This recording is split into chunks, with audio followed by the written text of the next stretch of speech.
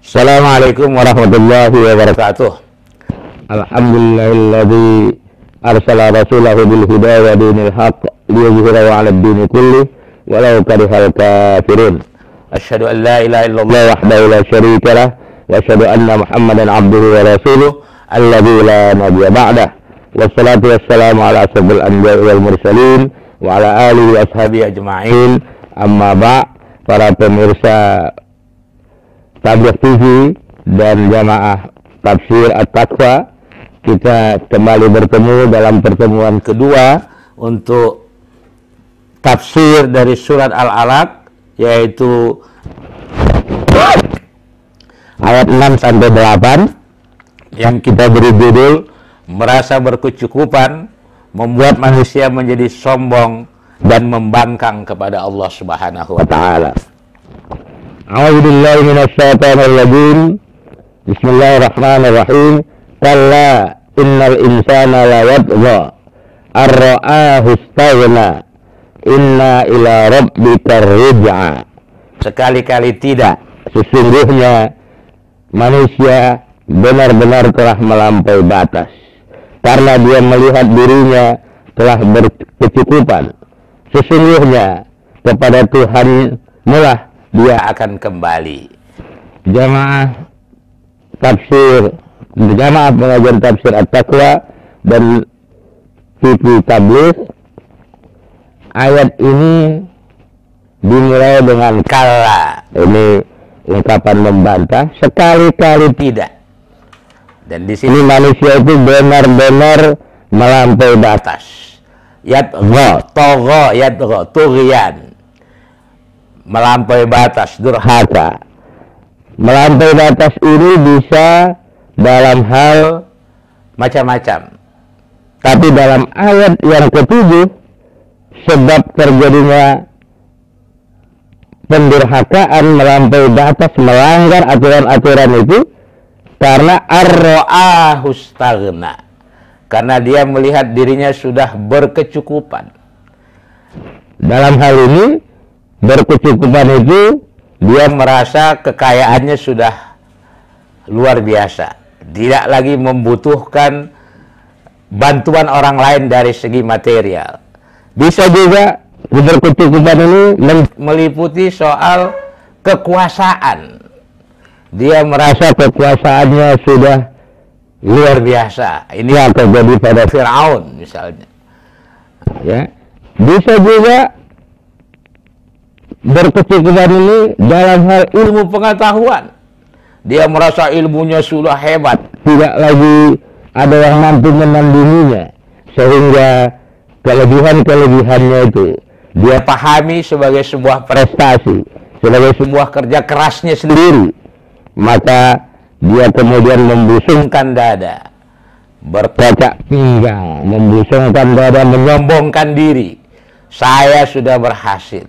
Saya punya prestasi hebat, kekayaan saya melampaui kekayaan orang lain, kekuasaan saya di atas kekuasaan orang-orang lain, pengetahuan saya lebih hebat dari yang lainnya. Karena itu, maka saya tidak butuh agama lagi, tidak butuh Tuhan dalam hidup saya, karena saya sudah berkecukupan. Jamaah Tafsir At-Taqwa dan Tabligh TV yang berbahagia, ini menunjukkan ketika manusia merasa berkecukupan, maka dia sampailah pada apa yang kita kenal dengan ujub, kagum kepada dirinya sendiri.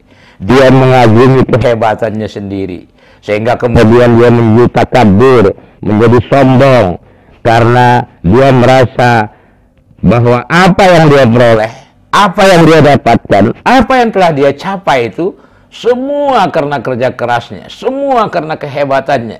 Tidak ada campur tangan Tuhan di dalamnya, tidak ada pertolongan bantuan Tuhan kepada dirinya.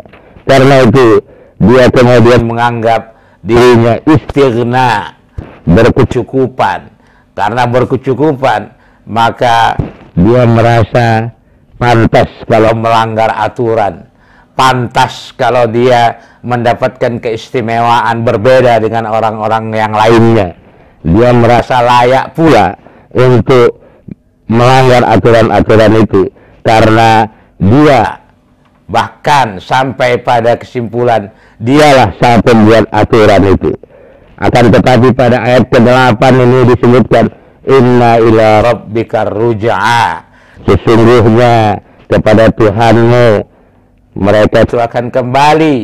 Jadi dulu ini ayat diawali dengan allazi khalaq, rabbukal ladzi khalaq, yang mencipta. Dulu kita ini diciptakan. Karena itu nanti kita akan kembali kepada sang pencipta. Karena itu kesombongan, kehebatan kita adalah kesombongan yang tidak pada tempatnya. Kehebatan kita bukan kehebatan yang hakiki.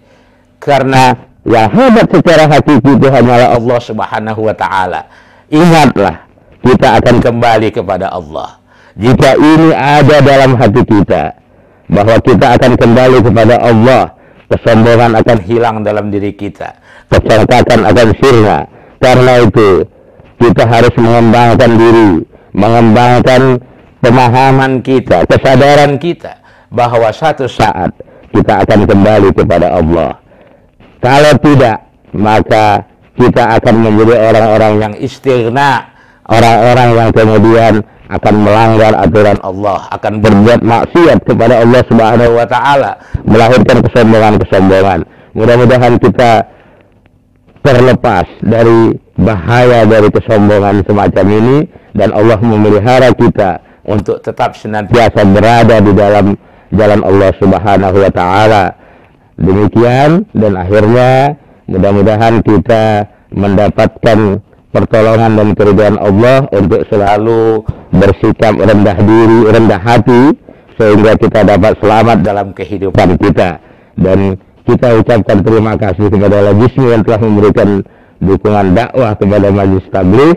Nasrul minallah wa fathun qarib wa basyiril mu'minin. Wassalamualaikum warahmatullahi wabarakatuh.